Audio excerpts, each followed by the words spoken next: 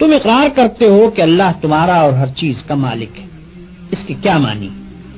اس کے معنی یہ ہیں کہ تمہاری جان تمہاری اپنی نہیں، خدا کی ملک ہے. تمہارے ہاتھ اپنے نہیں، تمہاری آنکھیں اور تمہارے کان اور تمہارے جسم کا کوئی عضو تمہارا اپنا نہیں.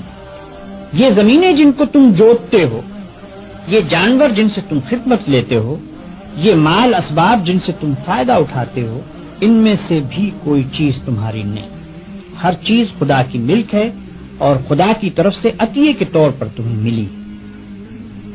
اس بات کا اقرار کرنے کے بعد تمہیں یہ کہنے کا کیا حق ہے کہ جان میری ہے، جسم میرا ہے، مال میرا ہے اور فلاں چیز میری ہے. دوسرے کو مالک کہنا اور پھر اس کی چیز کو اپنی قرار دینا بالکل ایک لغو بات ہے. اگر در حقیقت یہ بات سچے دل سے مانتے ہو کہ ان سب چیزوں کا مالک خدا ہی ہے تو اس سے دو باتیں خود بخود تم پر لازم ہو جاتی ہیں.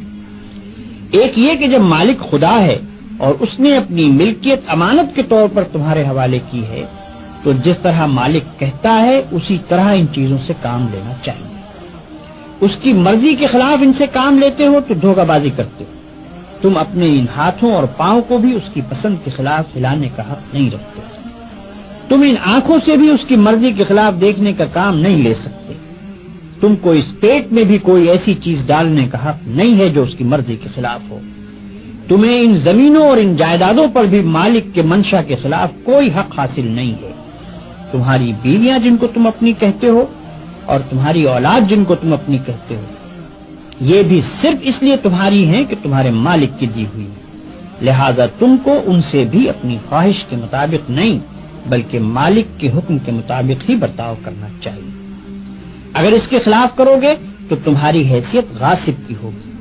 جس طرح دوسرے کی زمین پر قبضہ کرنے والے کو تم کہتے ہو کہ وہ بے ایمان ہے، اسی طرح اگر خدا کی دی ہوئی چیزوں کو تم اپنا سمجھ کر اپنی مرضی کے مطابق استعمال کرو گے یا خدا کے سوا کسی اور کی مرضی کے مطابق ان سے کام لوگے تو وہی بے ایمانی کا الزام تم پر بھی آئے گا.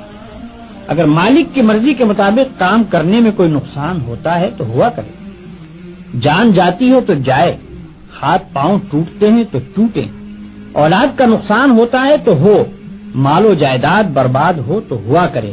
تمہیں کیوں غم ہو؟ جس کی چیز ہے وہی اگر نقصان پسند کرتا ہو تو اس کو حق ہے